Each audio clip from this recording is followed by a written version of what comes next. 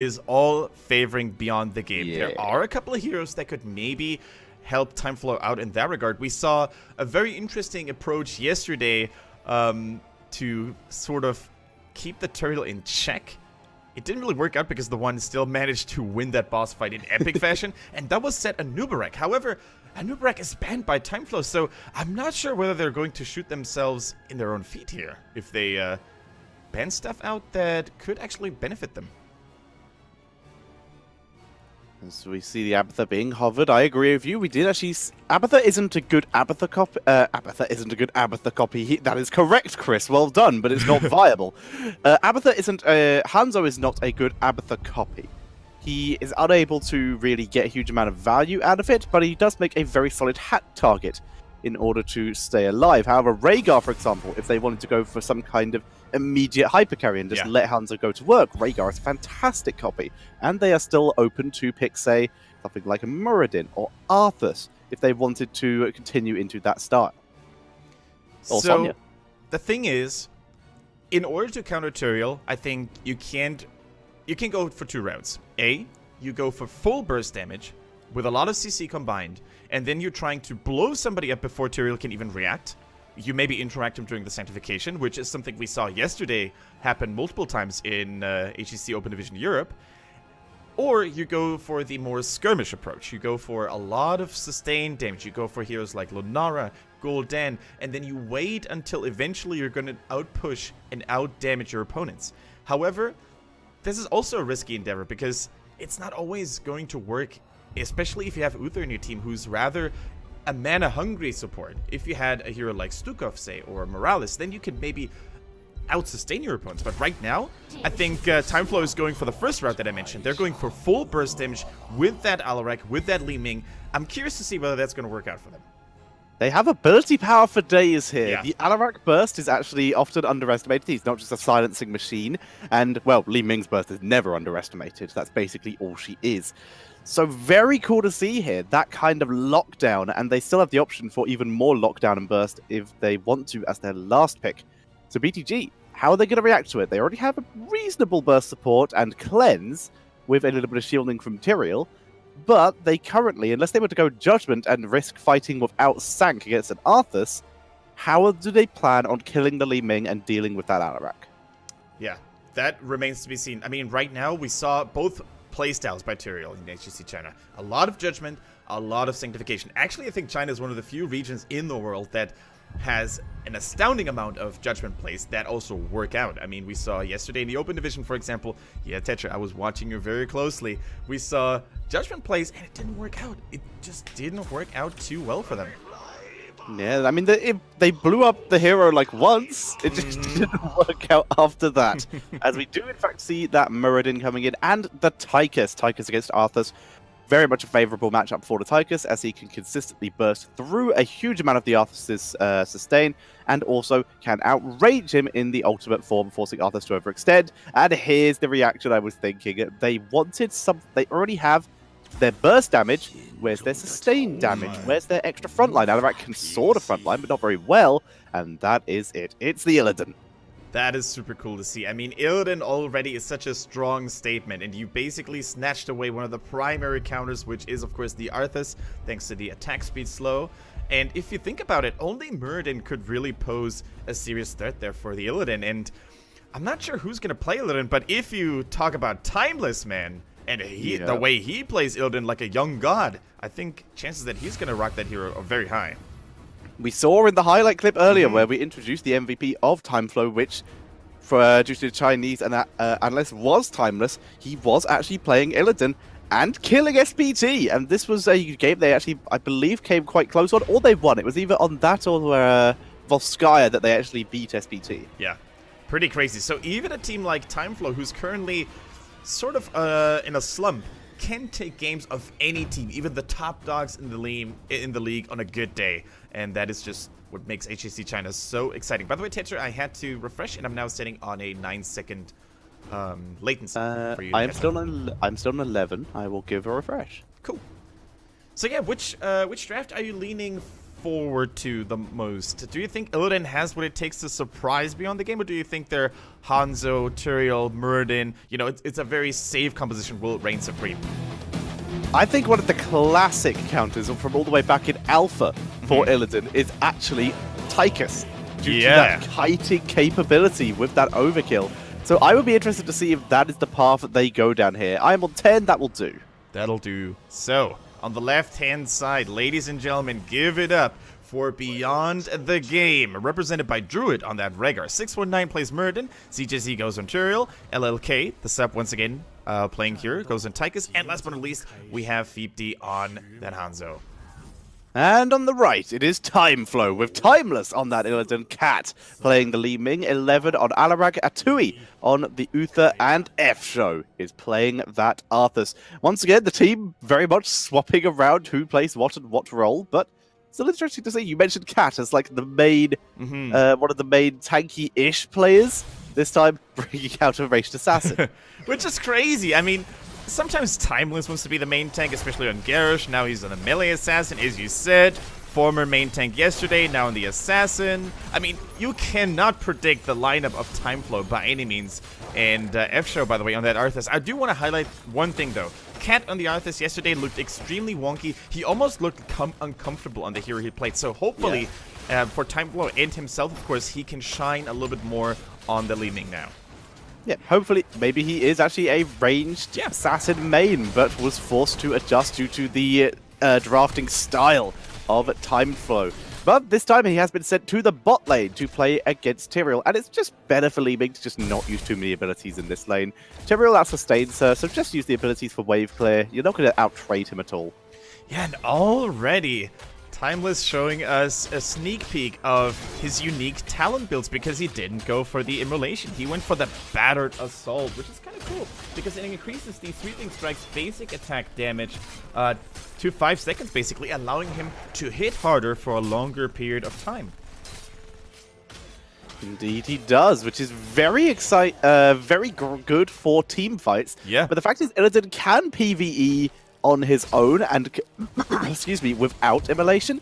It just takes a bit longer. Nice escape by 11 there. Takes a little bit of damage on the way out, but even is able to actually get some healing thanks to a good lightning position. Yeah, and you can already see a completely different playstyle by Timeless as well, catering towards the Battered Assault. He doesn't go Immolation, which is traditionally a more solo lane talent, which gives you wave clear, which allows you to clear Zagara creep, for example, if you happen to face against her. But Timeless is not solo laning. He is pushing alongside his team, and here, the Battered Assault actually gains much more value. Yeah, especially with this Bruiser camp. This is a classic plan, but add an Illidan support lane to it, this becomes so hard to kill. But look at this. This is the classic Tychus way to deal with an Illidan. Until Illidan gets that 6th sense, that ability to block a little bit of ability power, Tychus's overkill is a fantastic counter. All right, Teacher, are you excited? Because I am. Timeless takes us to the Questland, and he's going for Unbound. Sweeping Strike can now go over walls and terrain, and after hitting 30 heroes, you will gain a 2nd charge. And then, of course, it's insane synergy with the Battered Assault. If you complete it, you're going to have that extended attack damage for a longer period of time, and of course, you're going to be able to get twice the value of it. So you're basically having extended attack or expanded attack damage all the time. It's a little bit risky, high risk, high reward, as Definitely they do true. say, and this is the mantra of Timeless here with this Illidan as they begin to move in. Arthur's also going for the more standard quests, if we must say. We also didn't talk about Hanzo a bit. He has gone for the Skashtar build instead of the Redemption style. And there goes Timeless. We didn't catch it on camera. We didn't catch it on camera, but Timeless is no more. And without their main melee assassin carry, I don't think TimeFlow can continue the fight. Unfortunately, Arthas was caught out of position here. And that's the crux with Arthas. Once you're caught out of position, it's very similar to in Artanis, for example. You don't have the mobility to really like leap over a wall or dash away like a Blaze could. So you have to be super mindful on how to position yourself on Arthas. Very interesting to see there. Even after BTG picked up 2 kills, Li Ming was trying to interrupt. So a nice little trick there. We already know that one of the biggest gank threats, Arthas, was dead. And they could already see Alarak was in mid. So you could see Muradin, who will maybe die here. Timeless over the wall with that unbound, they will kill 619 here. Very nice. Timeless go! And they're going to raid the camp. I will finish my fort in a second as he looks for LLK. He picks up yet another kill, and they steal the camp.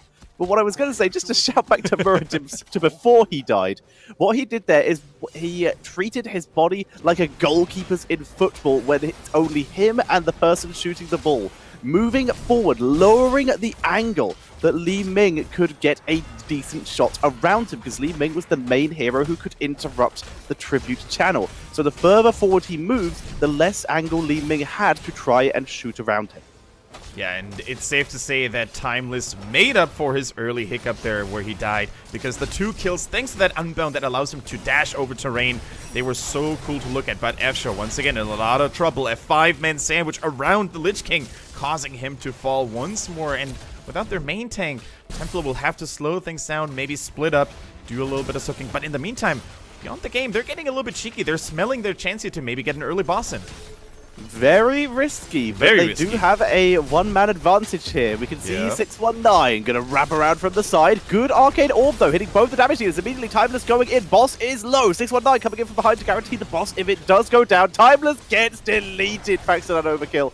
And that is making this fight currently a 3 versus 5. There is no way that TimeFlow can interrupt this. Instead, Li Ming just looks for a cheeky kill and then is going to retreat over the wall. Yeah, Cat actually initiating Timeless. Oh, never mind. 369 is back in the fray.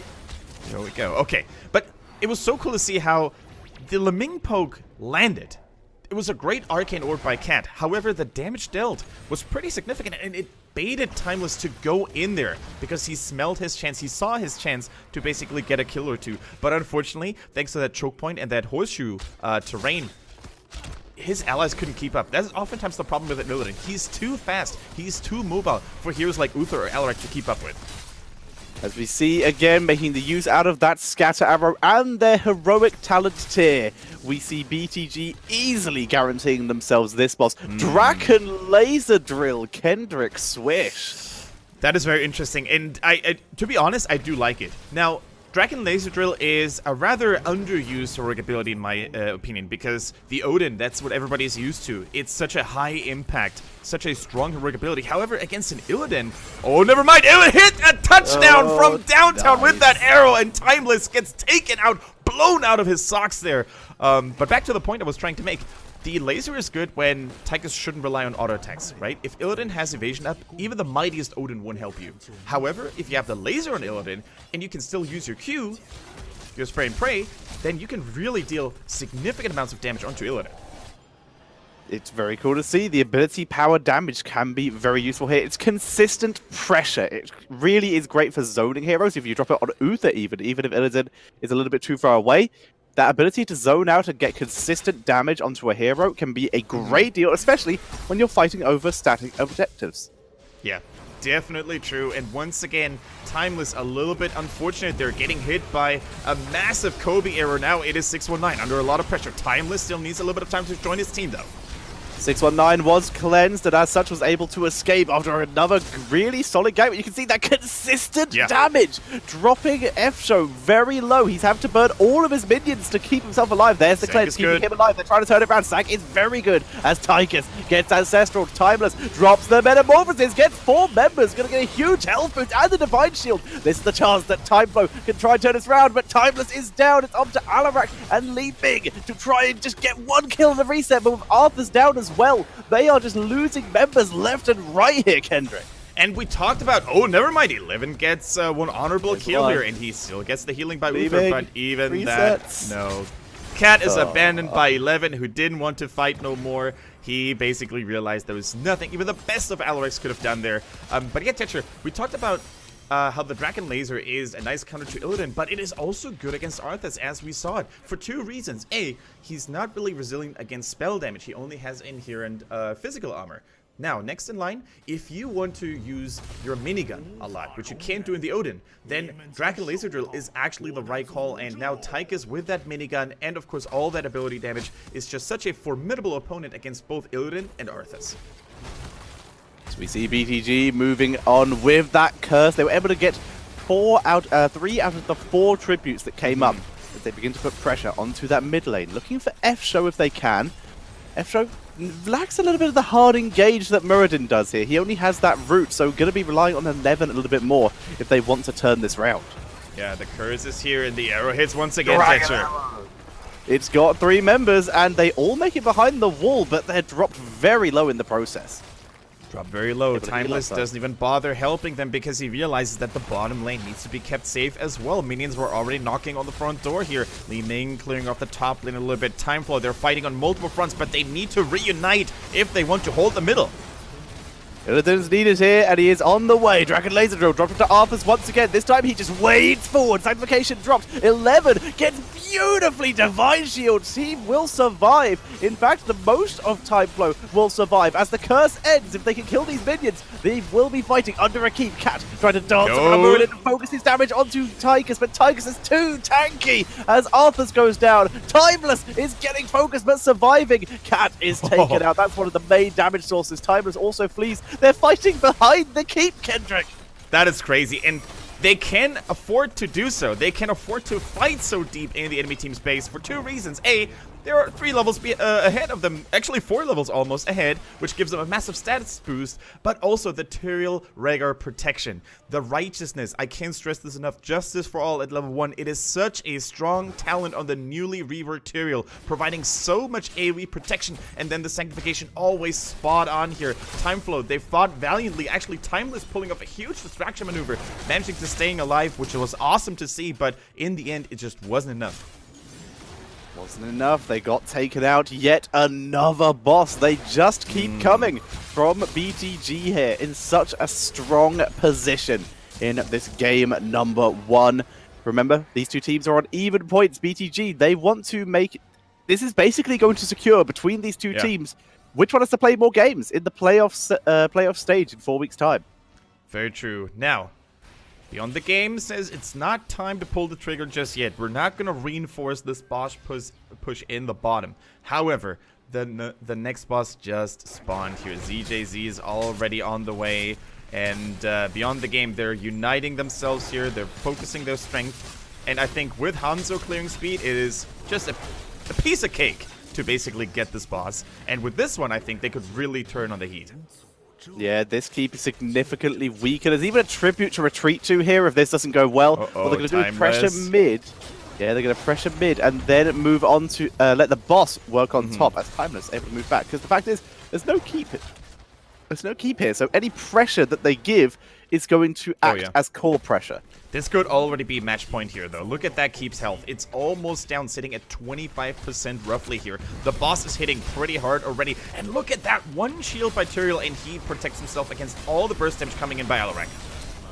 Arthas is completely trapped away from an escape route, so instead he turns around. The good counter-strike here from Alarak, dropping a little bit of damage, but with Arthas already gone, where's the protection for Team TimeFlow? As BTG wrecks through this team, Cat barely surviving, Illidan gets Divine Shielded, the last-ditch effort, but the boss is healthy. And that is going to be GG, as game number 1 will go over to BTG. The question is, will TimeFlow live to see it? It is Timeless against the world. He's fighting furiously as the lone survivor protected by Spirit Uther. But he lived. He lived to tell the story another day, but in the end, it was not enough to save them. Game number 1, and Beyond the Game already, it looked like a walk in the park. They didn't really break too many sweats, but as you said, Tetcher, the Illidan counters were just on lock here in this game. Yep, Muradin, classic attack speed slow, just as a regular ability. Tychus,